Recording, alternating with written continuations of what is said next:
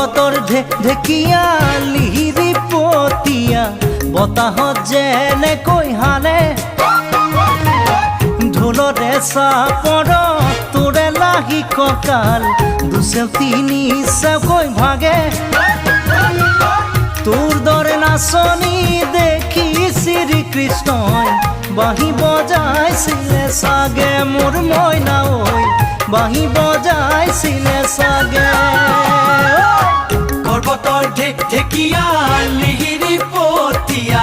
বতাহত যেনেকৈ হালে ঢোলৰে চাপৰ